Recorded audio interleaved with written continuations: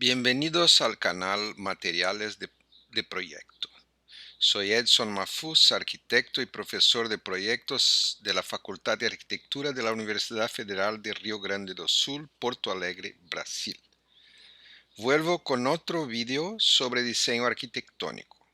Su tema específico es el análisis y la comparación de dos edificios organizados por una estrategia formal similar, la de bandas paralelas o rectángulos paralelos. Su tema genérico vuelve a ser el de la concepción de la arquitectura como transformación y adaptación del conocimiento. La resistencia al uso de la historia tiene varios orígenes. Uno es la creencia de que obstaculiza la creatividad del arquitecto. Otra es la noción de que el uso de la historia conduciría inevitablemente a copias literales, lo que para muchos tiene que ver con falta de talento e incluso con deshonestidad. Sin embargo, como dice el arquitecto Santiago de Molina, copiar es un acto imposible, ya que el lugar, el material, el cliente y los medios constructivos de la arquitectura nunca son idénticos, y cada copia acaba siendo modificada por repetición, serialización, etc., y se convierte en una estrategia de transformación o combinación. Sin embargo, cualquier esquema de organización disponible en el repertorio histórico admite la creación de innumerables proyectos diferentes a partir de él, trascendiendo su generalidad y abstracción en el momento en que adquiere historicidad, es decir, se ve influido por su contexto físico, social, cultural y económico. El análisis comparativo de dos proyectos puede ayudar a aclarar esto. Son el Museo de Arte Kimball, construido en Fort Worth, Texas, por Louis Kahn, y el Aulario 3 de la Universidad de Alicante, España, cuyo autor es Javier García Solera. Ambos emplean una estrategia de diseño que organiza bandas o rectángulos en paralelo para adaptarse a diferentes programas. La elección de estos dos ejemplos se debe a que representan diferentes interpretaciones de una misma estrategia compositiva. El hecho de que no exista una relación de influencia del primero al segundo ayuda a reforzar la noción de que existen ciertas constantes en la arquitectura que son independientes del tiempo y el lugar. El origen de este esquema de bloques paralelos es difícil de localizar y puede que ni siquiera sea importante hacerlo, pero ya aparece en las enseñanzas de Durán al referirse a las combinaciones de 5 y 7 crujías, que son nada más que franjas espaciales longitudinales.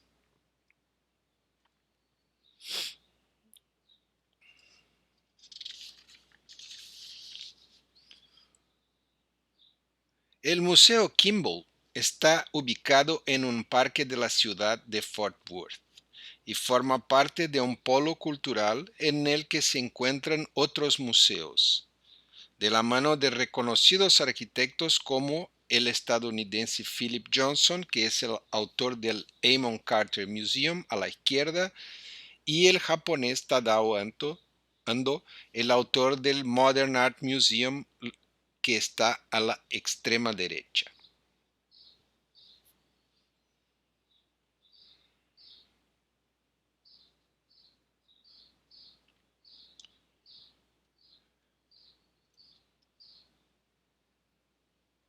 Antes de entrar en el análisis de la estructura formal, es importante comentar la relación del edificio con su entorno.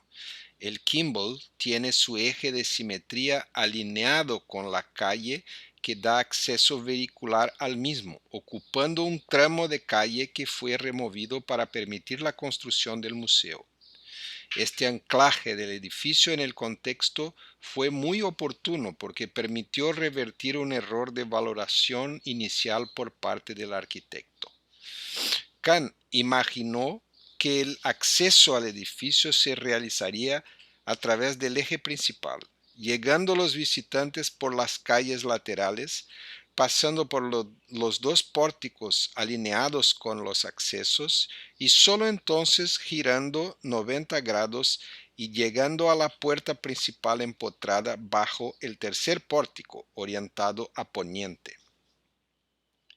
Sin embargo, Kant no parece haber entendido que en Texas la mayoría de la gente viaja en coches privados, y dado que no es posible estacionar en las calles laterales, solo existe el estacionamiento propio del museo en el lado este, mucho más cerca de la entrada inferior.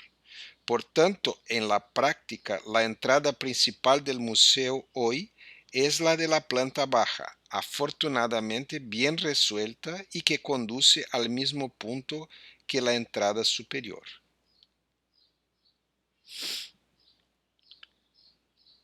Aquí vemos uno de esos pórticos que recoge el tránsito de las personas que pueden venir desde las aceras, lo que no es el más común.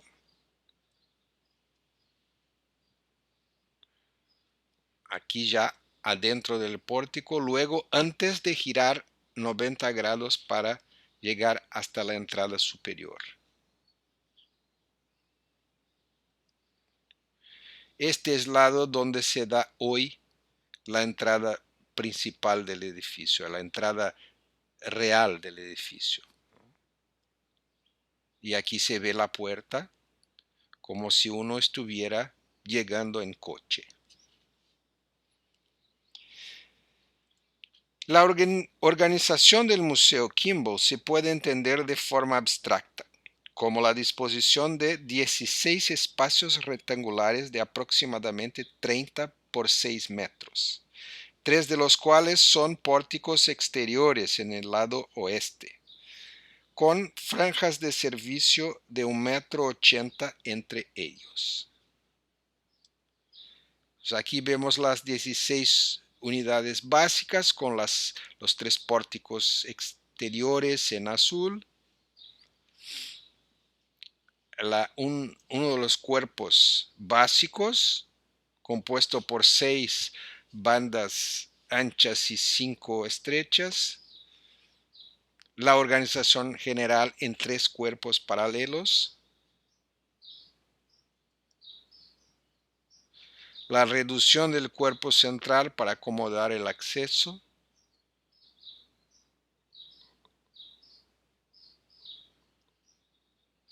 El eje de simetría que queda configurado de esa manera. Los pórticos exteriores. El acceso principal imaginado por Kant.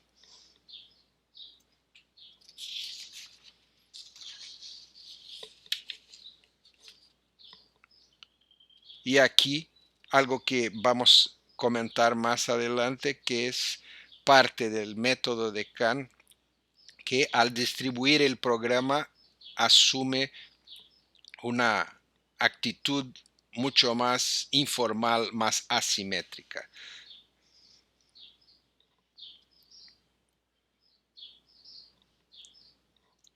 Una mirada más histórica identificará una disposición regular y simétrica de 3 bloques, siendo el bloque central más corto que los laterales y aquel en el que se ubican los accesos y circulaciones verticales, estando los otros dedicados a exposiciones. Esta segunda interpretación es perfectamente aceptable en el caso de Kant, cuya formación tuvo lugar en una escuela que siguió los principios de las bellas artes francesas.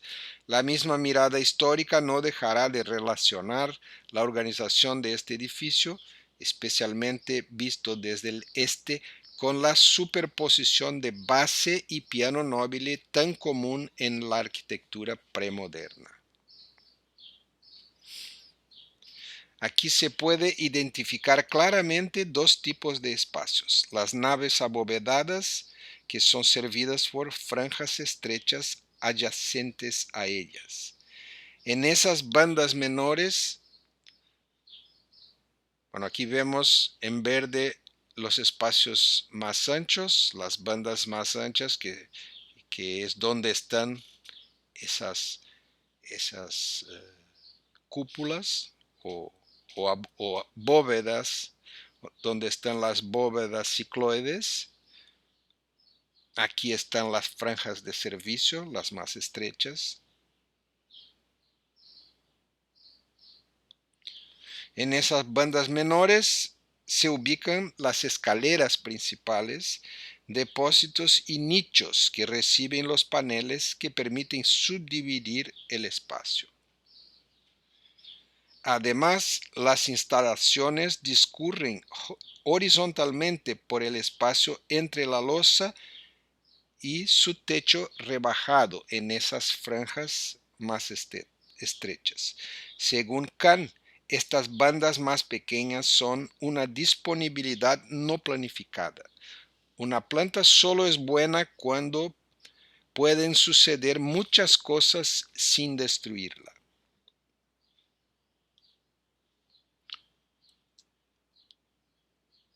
Un aspecto recurrente del trabajo maduro de Kahn es muy evidente aquí. El punto de partida, el esquema de organización inicial es, en la mayoría de los casos, simétrico y regular. Con la adaptación al programa y al lugar, esta rigidez inicial se va suavizando y la distribución interna de piezas que lucen iguales desde el exterior se modifica bastante. Esto es muy claro en el piso principal del Kimball. Mientras de un lado está el auditorio, un montacargas, una escalera y el más grande de los patios, del otro hay dos patios más pequeños y dos escaleras que dan acceso al nivel inferior. En términos programáticos, la planta baja del museo alberga un vestíbulo, galería, oficinas, laboratorio de conservación de arte, estudio fotográfico, talleres, almacenes y muelle para el acceso de camiones.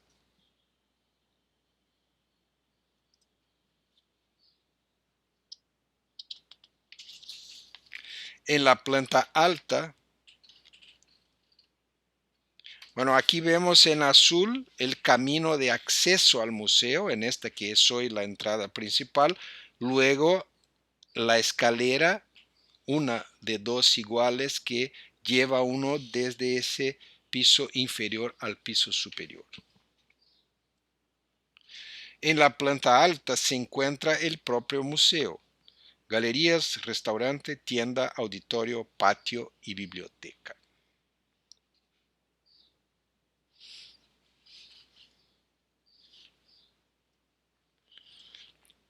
El espacio que es el vestíbulo de la parte superior, por donde se llega si uno sigue el camino imaginado por Kahn. Otra vista del mismo espacio. Un espacio más interior a la planta en que se ve el patio principal con las mesas del restaurante. Una vista del auditorio con el arquitecto apareciendo ahí y este rayo magnífico de sol que viene uno no sabe de dónde.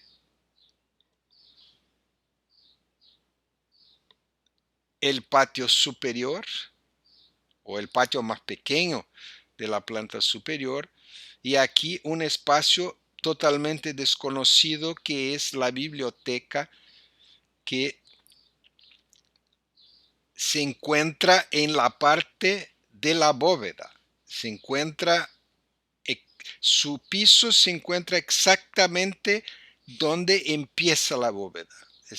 Tiene una calidad de luz impresionante por estar tan cerca del punto donde entra la luz y donde está ese difusor que hace con que la luz rebote y como que discurra por la bóveda.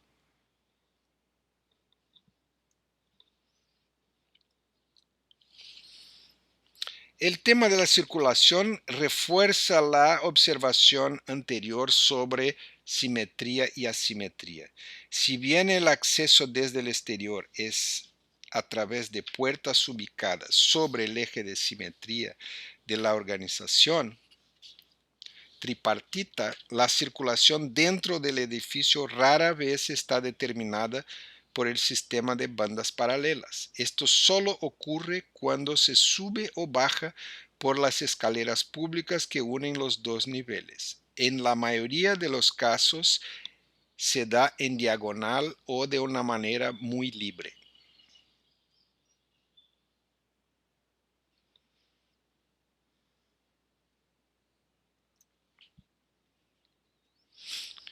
La unidad espacial básica del Kimball es un espacio de 30 por 6 metros cubierto por una bóveda cicloide y sostenida por 4 pilares, 2 en cada extremo. El conjunto de 16 espacios justapuestos forma un conjunto que cumple no solo los objetivos de Kant, lograr la grandeza romana a través de técnicas modernas, sino también los del comitente, que esperaba contar con un nuevo museo dotado de flexibilidad, abundante luz natural, sencillez armoniosa, entre comillas, acogimiento, intimidad y una cierta elegancia, también entre comillas.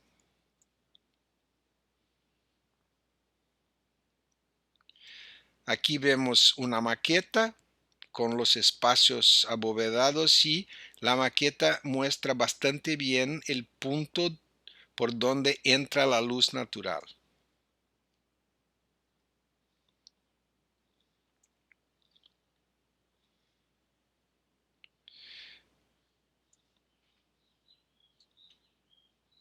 Aquí un dibujo técnico, un dibujo de construcción que muestra exactamente la bóveda, la, la apertura en la parte más alta y el difusor, que es un elemento absolutamente fundamental y trascendente para la calidad de la luz.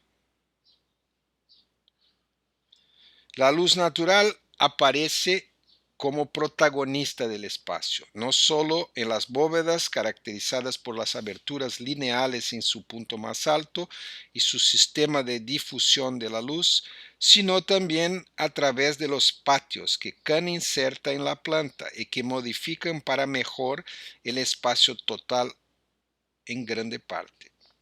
Uno de esos patios llega hasta la planta baja, calificando los espacios de trabajo más privados. Aquí vemos una secuencia de secciones que muestran la importancia de la luz natural, la secuencia espacial. Aquí aparece también el patio que tiene altura doble y que sirve a los espacios de trabajo de la planta inferior. Y en otra sección vemos el patio superior más pequeño y el auditorio. Y aquí el interior de la sala que utiliza la iluminación que viene del patio que va por dos plantas. Esta es una área a que el público no accede. Es la área de restauración y conservación de obras de arte. Creo que se puede ver un Mondrian ahí, esperando para que se lo recupere.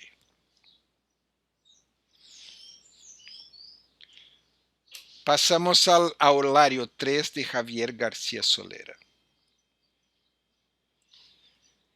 Imagínese tomar una de las salas laterales del Kimball y realizar una operación conceptual en que las franjas más estrechas se convierten en espacios exteriores.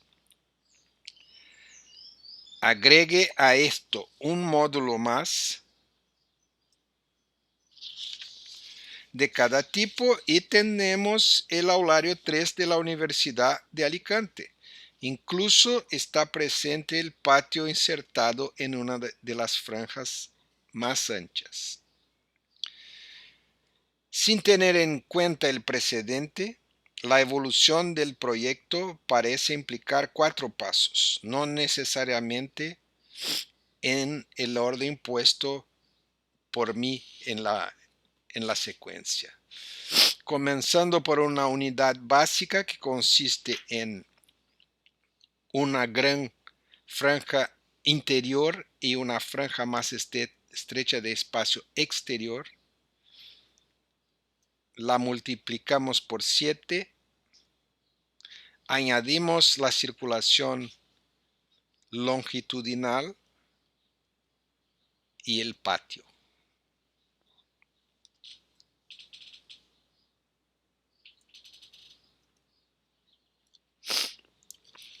Como ya se mencionó al principio, analizar estrategias de proyecto sin considerar su historicidad es reducir el proceso de diseño a un esquema sin contenido. En Alicante, una serie de condiciones influyen decisivamente en el resultado final del proyecto. La posición periférica del terreno respecto al campus de la Universidad de Alicante, rodeado de aparcamientos, su destino inicial para grandes depósitos y el hecho decisivo de que los pilotes de cimentación ya estaban ejecutados, formando una retícula de 5 por 10 metros con poca capacidad de carga. Además, el proyecto debería estar listo en 45 días y la obra en 6 meses.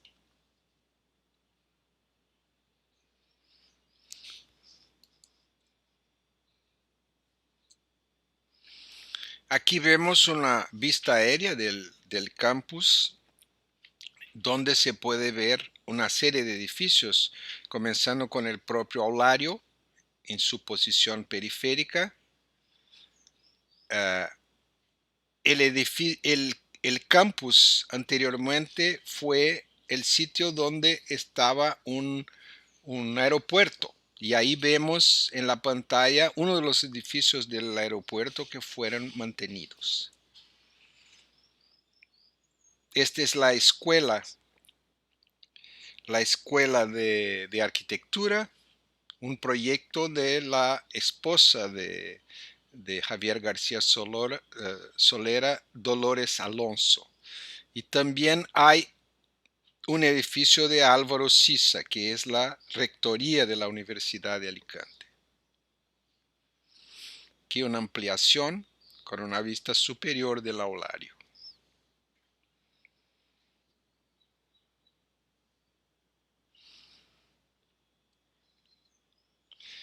La posición y capacidad de dichos cimientos dio lugar a una organización serial compuesta por 7 bloques de igual dimensión en planta, 43,6 por 13,15 metros, y sección variable. La altura interior es siempre de 3 metros, separados por patios lineares de 2,5 metros y 4,3 metros, pero unidos por puentes metálicos ligeros que permiten una circulación longitudinal continua a través de toda la edificación.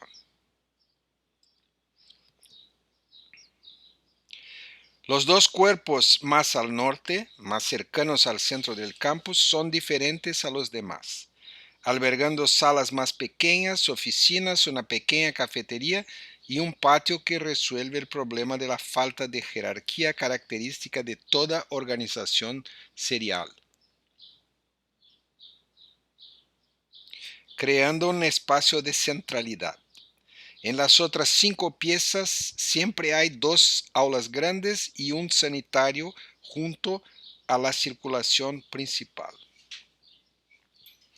Cada uno de los 7 bloques es formado por una estructura de muros y losas de hormigón lo suficientemente rígida para descansar sobre los pilotes existentes y aún volar en ambas direcciones.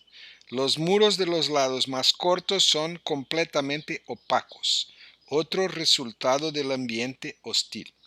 Los lados más largos están abiertos a los patios y protegidos por parasoles verticales de aluminio. Los acabados son compatibles con los plazos cortos y el presupuesto limitado. Aún así, en términos constructivos, estamos ante un trabajo de altísima calidad.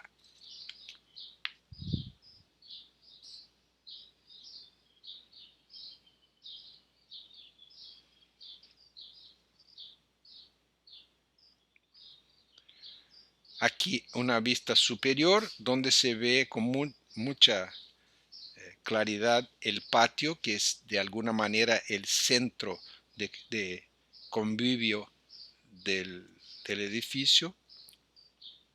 Aquí el camino que cruza el edificio, que hace con que se pase por una secuencia de espacios un poco más oscuros y más claros y permite también la aparición de la vegetación de esos chopos que son perfectos para el tamaño de los patios muy angostos. Interesante que las dos imágenes que tengo de este espacio son muy diferentes. Este es el espacio original, como pensó el arquitecto. Luego, a continuación, está la consecuencia de los tiempos actuales, porque la idea de dejar que el paso por el edificio fuese abierto 24 horas al día se reveló irreal. Luego tuvieron que poner puertas porque el lugar se tornaba un centro de vandalismo y uso de drogas, o sea, no funcionó la libertad que intentaran permitir a las personas.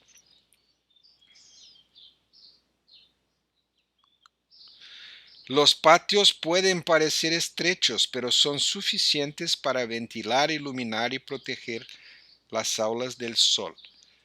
Vuelvo a señalar la presencia de los chopos, que son árboles verticales, o sea, que no, al crecer y llenarse de hojas, no ocupan todo el espacio del patio y sí salen por entre la distancia que hay entre dos de esas unidades.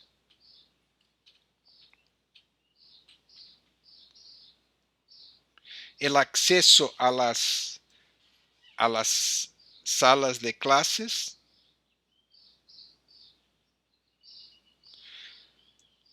lo que podríamos llamar de acceso principal, el acceso que está más cercano al centro del campus, se da por una rampa que conecta con el camino metálico principal.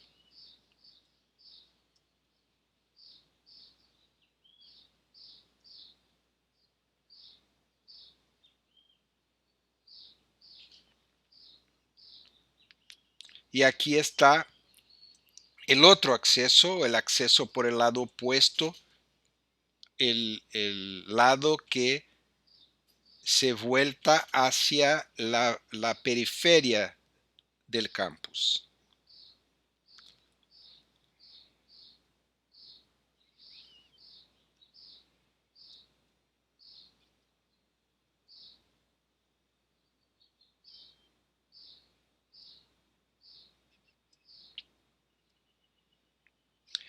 Aquí algunas imágenes del patio, este espacio que aunque sea pequeño no deja de tornarse el centro de encuentro entre los estudiantes.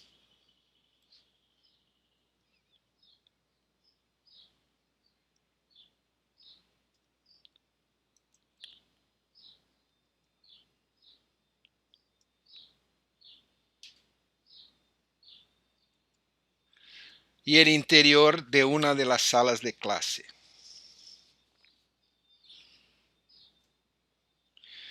Es interesante ver cómo dos proyectos que parten de un mismo esquema dan como resultado edificios tan diferentes en casi todos los aspectos. En Kimball vemos una organización general simétrica y axial, en la que las franjas paralelas se combinan para formar espacios interiores de considerable longitud que se distinguen por el papel que desempeñan, o sirven o son servidos. A pesar de la regularidad y axialidad, la circulación interna es libre y no está determinada por la arquitectura. Accesos, circulación interna libre. En el aulario, las bandas son por su naturaleza diferentes. Las más amplias cubren el programa de necesidades, las más estrechas proporcionan iluminación y ventilación. La organización general es serial y la circulación interna mucho más definida, en un sistema ortogonal cuya columna vertebral es el camino que atraviesa el edificio.